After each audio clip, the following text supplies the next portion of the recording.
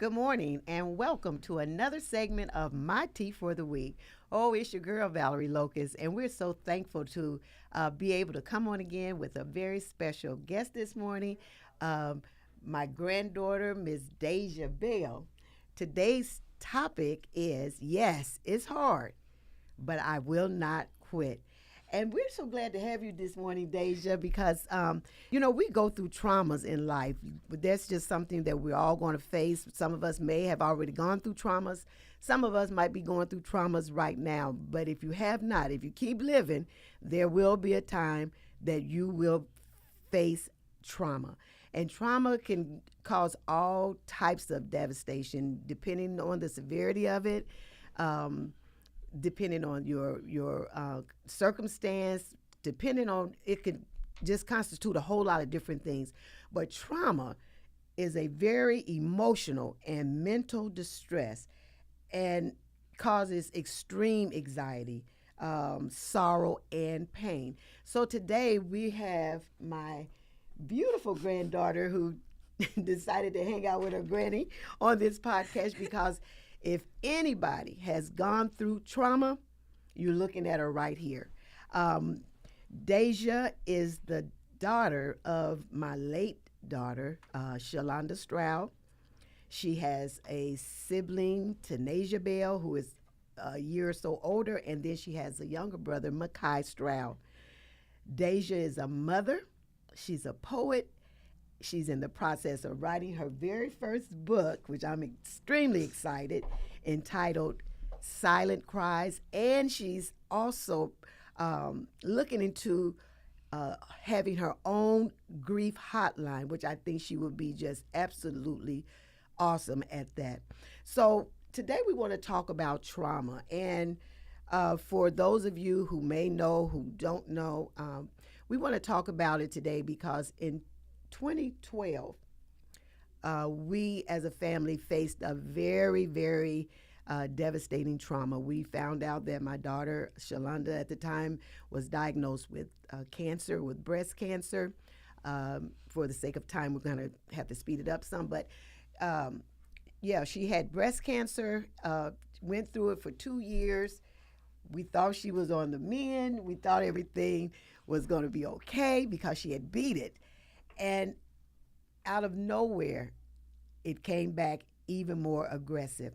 So, long story short, in 2014, our sleeping beauty went to be with the Lord. And oh my God, the only thing I can say is trauma was an understatement. What about you, Deja?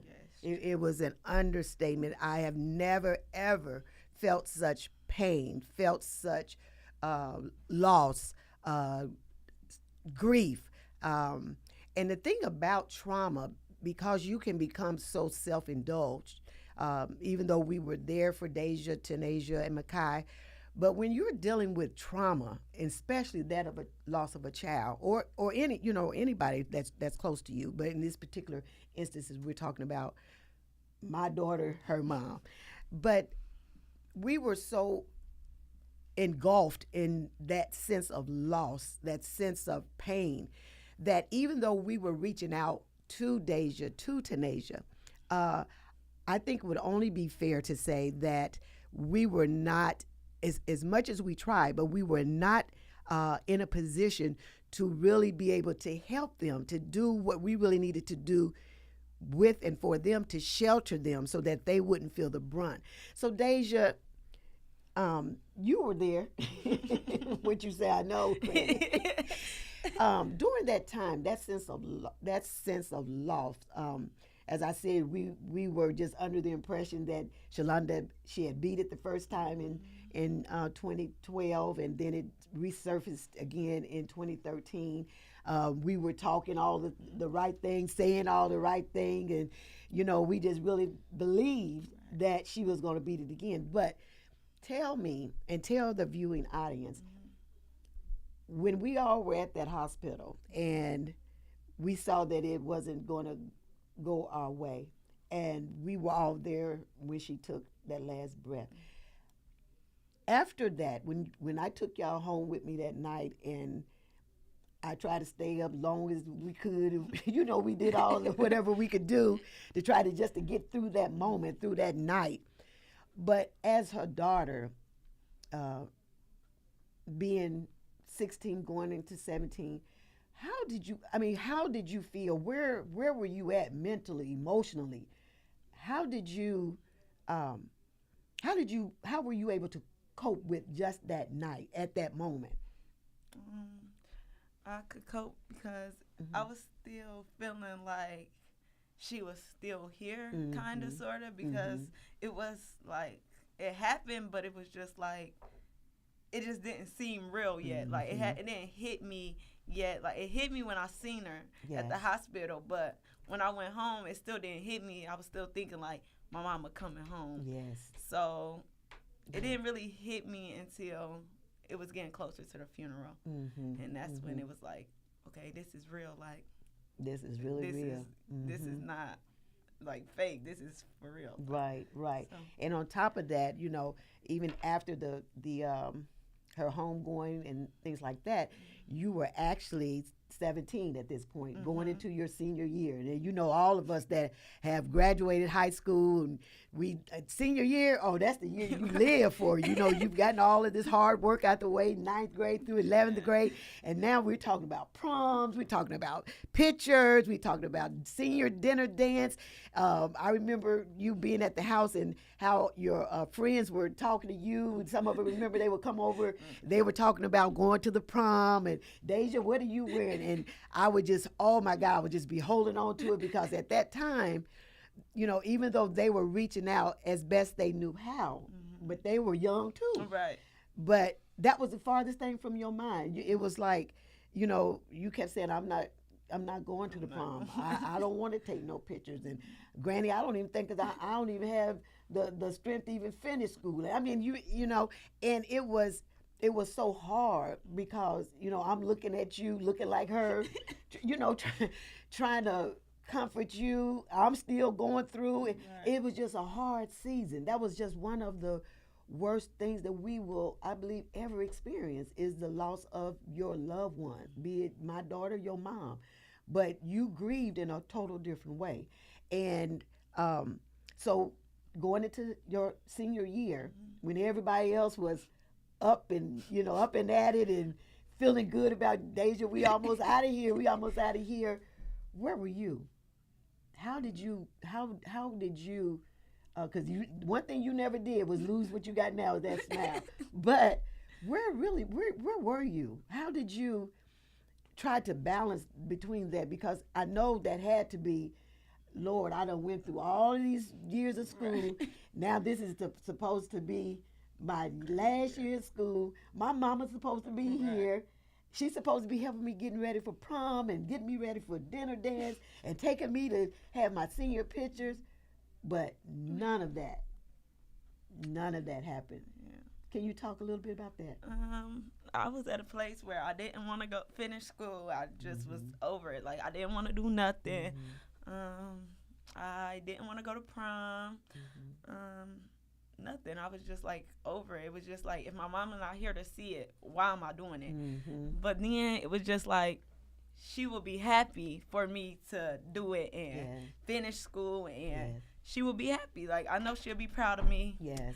and especially that I was only 17, so it was Absolutely. just like Mm-hmm. I got this. Like Mm-hmm. I got this. Mm-hmm. Like my mama never gave up, so why should I? That's Like right. That's right, Deja. so I just And kept and going. you know what? And you didn't.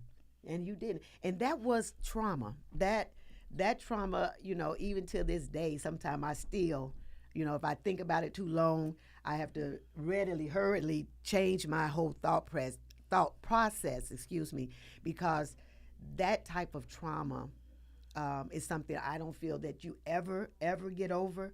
I think what we learn to do is to learn to live with it, and we try to keep ourselves in a positive mode as best we can. Now that was that trauma. Moving forward, that same year, as a matter of fact, while Deja was still in high school, we find out that Deja is what? Pregnant. That's exactly right. That was another trauma. That was a different type of trauma because on top of what Deja already was dealing with, and when she found out that she was pregnant with Nair, whom we lovingly call Little Mister, we all call him Little Mister because he's just like a little Mister. But that was another trauma because now she's at the place where I got to have this baby. I'm not ready for no baby. Still a baby. I don't, So, but she made the choice to keep Little Mister. Even in the midst of all of that, even in the midst of, like she said, her mother, everything, because one thing about Deja, Tanasia, Shalonda, Makai, they were just as close as, I don't think nobody could be any closer other than me. Right. Right. They were just, you would have just to see them in action to know how close they really were. And so I can understand where she was at that time because it was like, I can't do this without my mother. And it made no difference how many times we kept saying, Deja, you could do it. Deja, you can do it. Granny, I can't do it. Deja, you can do it. Deja, you can do it. And you know what? She did it. She kept Little Mister coming along. That was in 2017. 2017? Was that 2017? 2014. Oh, Okay. you talking about when I had Nair? 2014. 2014. Mm-hmm. Okay, so then in 2017, I get this phone call. She needs to go to the doctor. We go to the doctor, and guess what? Deja was what? Pregnant again. It's all right, Deja. She was pregnant. Another trauma. In her mind, it was another setback for Deja. We go to the doctor. She comes out of the doctor's office. I'm looking at her. I already knew, grandmas, we know. I'm looking at her, but I wanted to hear from her. I said, so Deja, what did they say? What did they say? You're pregnant. She was pregnant again. But you know what? As I tried to tell Deja, going through, one thing, it was so important, is that Deja had a support group. Not just, me or Tequila, but her paternal grandmother, Miss Bell. She was there from day one. Just a strong knitted support group. And so what could have been even more devastating, because she went through. Now, it wasn't no easy bed of roses and all of that. She really went through. Mentally, emotionally, and physically, she went through.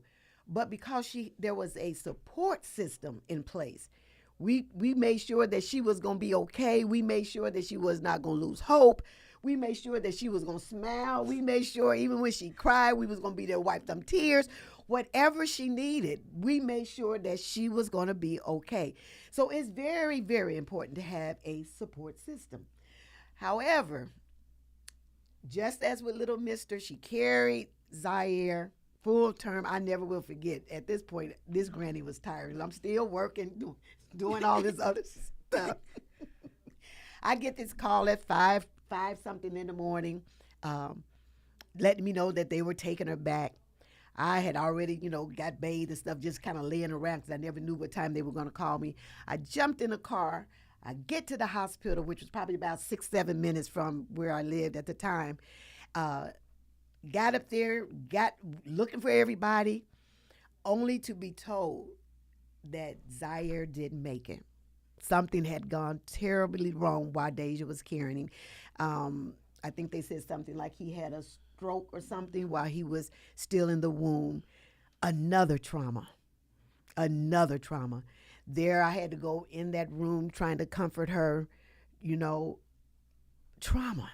Trying to understand myself as being, I'm the big grown up, but now I'm looking at my granddaughter, thinking about her mom, and then the loss of her baby. So now she's having to come through grief, through trauma from a different angle, not just being a daughter who lost her mother, but now being a mother who has lost her child. Can you talk about that, Deja?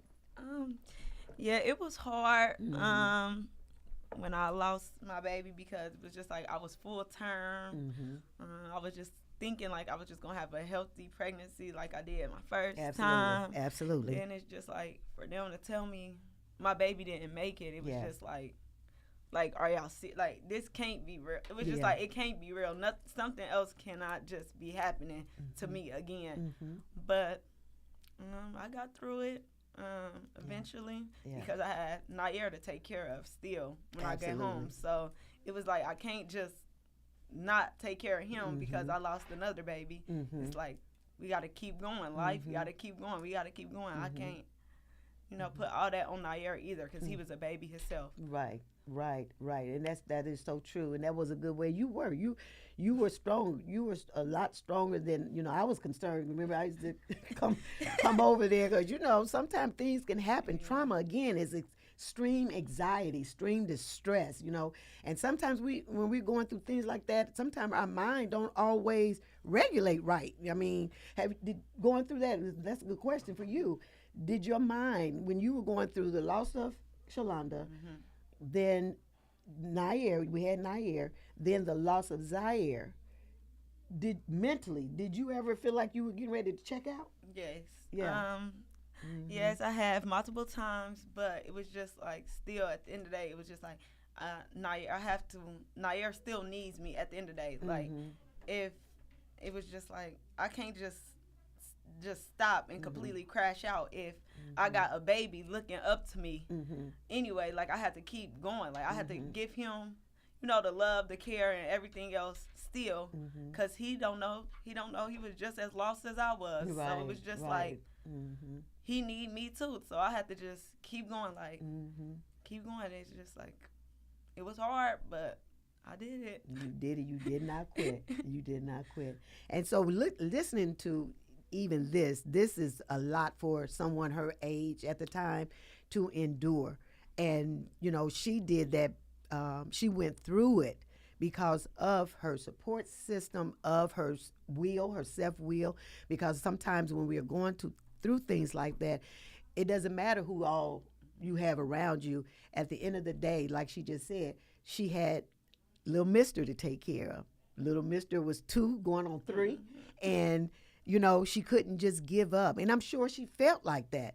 I can remember sometimes I used to look on my phone would be dinging, and it'd be 11:30, 12 o'clock at night, and it's Deja.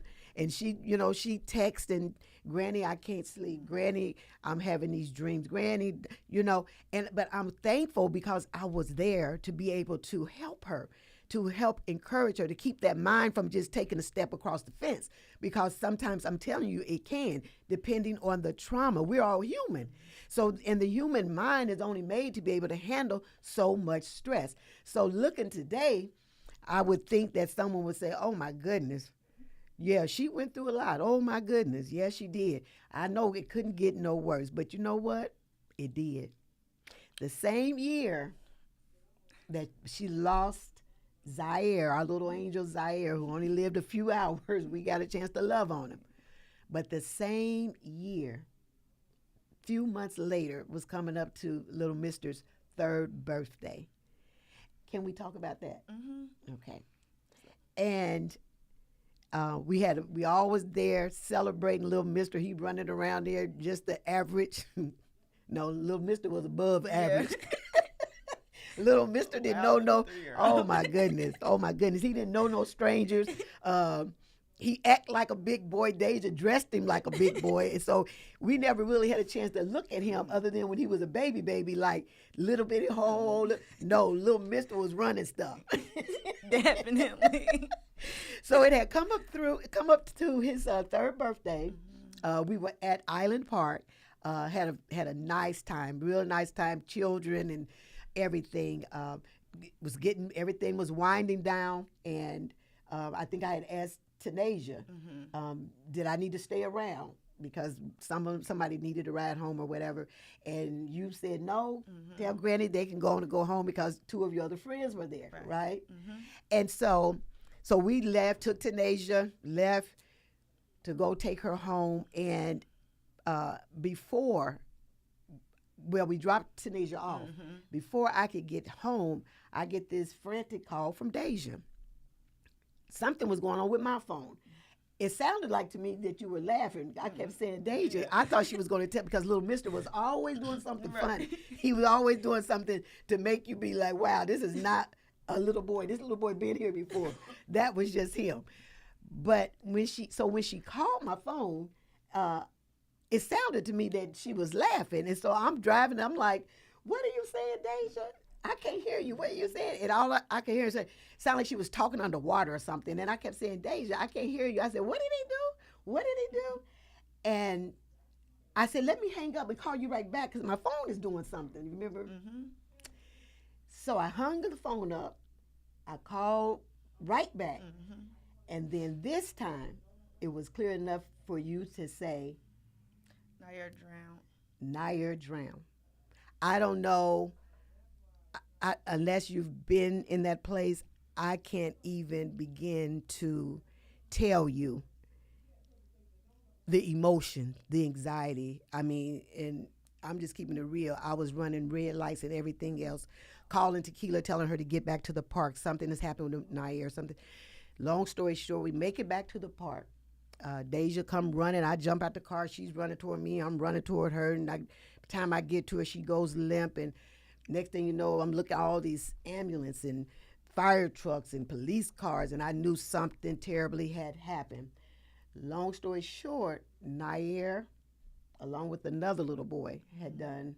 Drowned in the river. Can't hear you, sweetie. Drowned in the river. Yeah, had gotten off in the water. Deja, I know that you guys were packing the car. Can you tell us kind of what happened? That he got away from you or whatever? He was sitting at the table playing, and we was just letting balloons go and just letting, cleaning up, trying to straighten up the rest of the park so we can go. He was playing with his birthday toys, and everybody know Nair quick on his feet. Absolutely. Like, quick on his feet. So I couldn't hear him no more. It was like I had looked around and I didn't hear him. And it was just like me as a mother, like, where's my baby? So I'm all running around the park trying to find Nair. And then my friend's little brother was like, it's something in the water. So I'm like, what? Like, no, it's like, stop playing. Like, no, it's not. Yes. And it was Nair face down in the water. And I just remember seeing his red shirt. At this point, I'm asking everybody, like, do anybody know how to swim? Nobody said nothing. So it's me being a mother. I jumped in the river. I can't swim for myself, but it was just like, I have to save my baby. Yes. So I end up getting Nair out the river.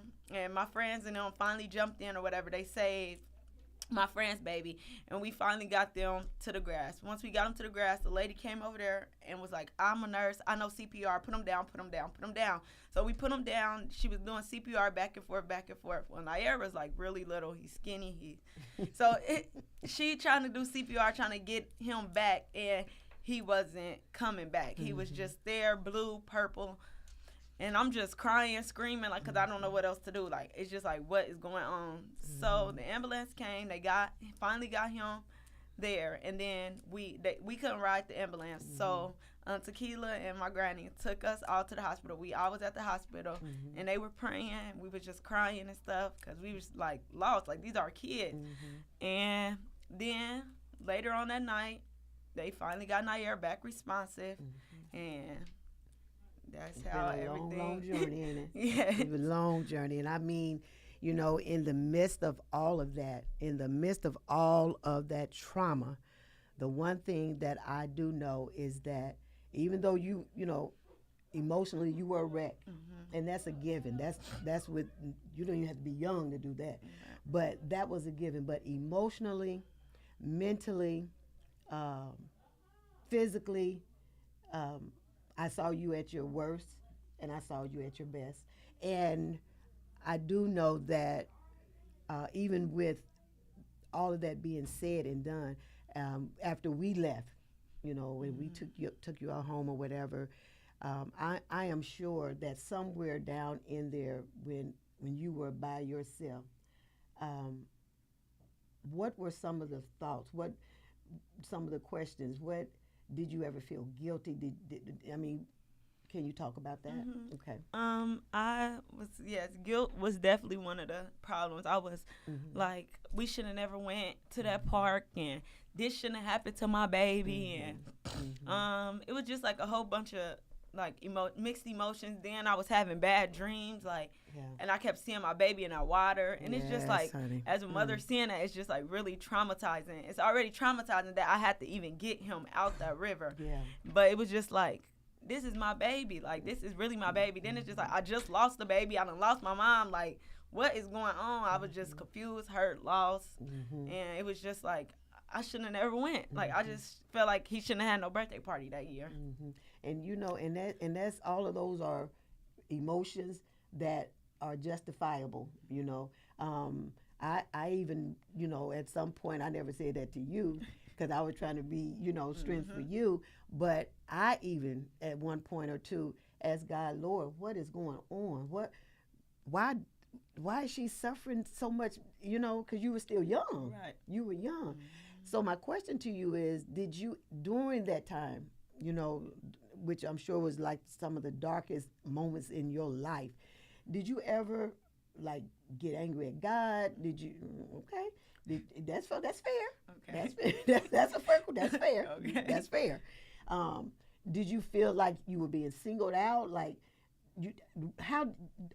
well, I'm gonna say, how did you make sense of it, or did you make sense of it? Could you make sense of it, or did you feel like that you had did something so wrong that, you know what I mean? Yeah, I was just trying to figure out what was I doing wrong. Like, what did I need to do to like get like what's going on? Why is all this stuff happening to me? Then it was just like I never even healed from my mom. That's then it right. was just like I didn't heal from my son. Then this just happened to my baby. It's just like, when am I gonna be able to be like, it's okay, like I can breathe? It was just like trauma after trauma after trauma. It was just so much on my shoulders. It was just like, I was just like, I can't do this. Like, I'm done with this. I can't do this. This is too much. But eventually, it was just, I just kept praying. And I know it's a God for real, but it was just like, at the time, it was just like, it can't be no God if this is happening, like this stuff happening to me.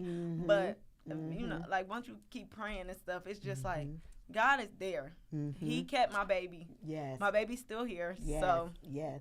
And speaking of that, the doctors at the time told us that if he lived, they were saying he wasn't going to live. They doubted if he was going to make it through the night. And we sat in that room and we kept saying, Deja, we ain't going to agree with that. You remember? Yeah. We were trying to hold her together and hold ourselves too, but we kept saying, we're not going to agree with that. God is the final say. And then they came back and said that if he lived, he would be a vegetable. He's not going to be able to notice me. That's exactly right. They told me he wasn't going to be able to realize it was me. That's they told me he wasn't going to show no emotions. That's right. They said he was just going to be a vegetable state. Like, they was just saying, like, they don't think that he was going to live. And they were saying, like, even if he lived, he was just going to be a vegetable forever. Like, he was not going to show no type of nothing. He was just going to lay in the bed all day and just be a vegetable. Like, there's nothing I could do about it. And he just kept saying, like, I don't have no magic 8-ball, but this is how it usually goes. But God had a different plan. And here we are now, some 3-4 years later. Little Mister he's not talking. He's still nonverbal right now. But we believe that God is going to complete the work because he's able to complete whatever he starts. But little Mister, listen, little Mister knows her. If he don't know nobody, he knows Deja. He knows all of us. He laughs. He moves. Deja, didn't you tell me he's trying to like raise his hand? If you say hi to him now, he'll try to raise his hand. Open his mouth, try to say hi. Yeah, that's right. He opens his mouth now. If you say hi to him, he'll try to open his mouth and say hi. And listen, for somebody who they said would not be anything but a vegetable, would not be able to show emotions, we know that God said different. Little Mister will laugh. Little Mister watch TV. And you want to see him get mad, turn that channel. What's that one station you be looking at? PJ Masks. PJ Masks. Turn that station if you want to.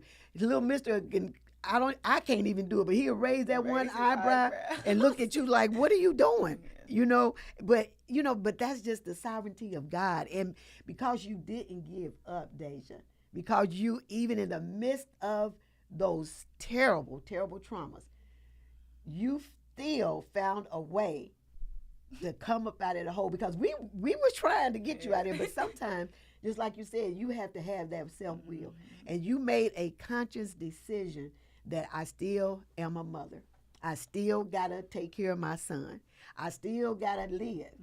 And you did that. You went to school. Now you got your degree in a dental assistant. Awesome, Deja. Thank you. You're in the process of writing your first book called, let me get it right, Silent Cries. And can you, without going into your book, because I definitely I'm so excited for her when she told me she was writing. I was like, yes, because I know she has something to say, and I know it's going to be a blessing. So can you tell us a little bit about the book? Okay. It's basically a book about my life. It's gonna be like a series. But I'm starting from the series that I'm in now, what I'm living in now, so which is not here. So I'm writing about him right now, but it's gonna be a series, different stuff that happened in my life, like stuff that I went through, stuff that I had to heal from, especially being young, just having my family support. It's just a book about my life and what's going on in my life and what I've been through. Yes. So and then the title, what because when you first told me about the title, it caught it just like caught me, it just like grabbed me, and I was like, Silent Cries. I was like, wonder what that's about. But when you're dealing with the silent cries, what would you say about that? It was just a lot of nights where I was crying silently to myself. It was months and months. I was in a hospital in Nair just crying in the shower, just crying. It was just, then when everybody else see me, I'm smiling, just trying to keep my happy me, but it was just a lot of silent cries. That's an awesome title, and I can't wait until you get finished. I've already told you I already want my book.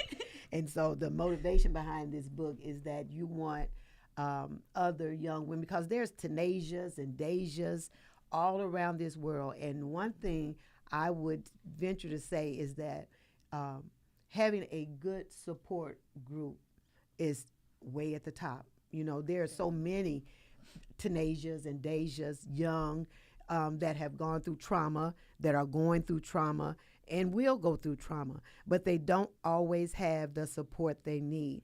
And a lot of times that's why you end up, seeing sometime when things happen that can traumatize you so bad, you'll see people, taking their own lives. You'll see people turn into drugs or turn into, did you ever turn into it?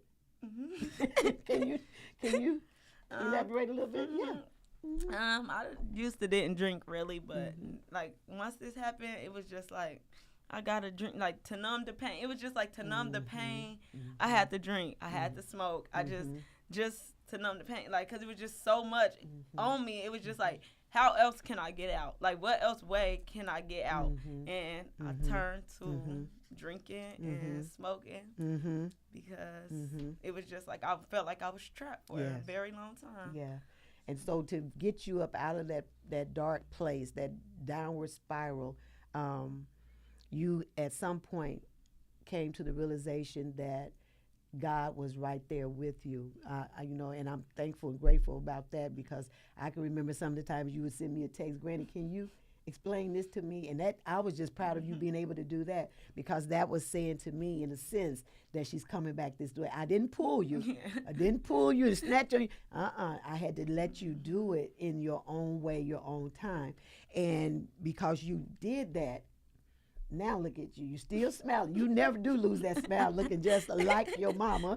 You will never lose that smile. But you are, Deja, such an inspiration. Even with the hotline that you're contemplating starting. I think because of the trauma, because a lot of times, we as, more seasoned, mature people, we can't always reach your age group. But to hear somebody else that has gone through all of this stuff that some of the other Dejas and Tanasias are going to, you don't know whose life you're saving. You really don't know that. And for you to be as transparent, that took a lot for you to even come on here today. Yeah. It took, but I'm glad that you got past your fear, and I'm glad you did that, Deja, because somebody's going through something right now, and they don't have nobody to talk to. They don't have that support system. They feel like they're whatever it is, they're in it all by themselves, and sometimes they are. But look into that camera, Deja, and just talk to the Tenacias and Dejas out there, and let them know, coming from the horse's mouth, so to speak, that what they can do, whatever. You can. It get greater later. Like, I love that. it might not. It might be bad now, or it might seem like it's a lot on you now, but eventually it'll get better over time. I just feel like everybody needs somebody. Yes.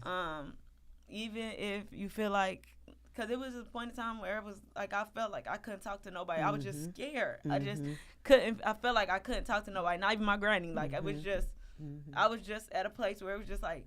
But eventually, you're gonna have to let that out. Yes. To heal, to be able to heal, you have to let it out. Like, That's you're right. gonna have to let it out. That's right, Deja.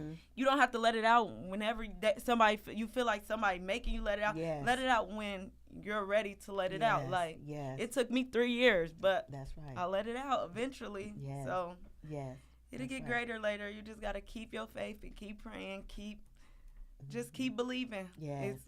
It's gonna get better. It's gonna get better, It's and gonna I get think that's an awesome word of wisdom, and also coming from a very caring place, and I appreciate that.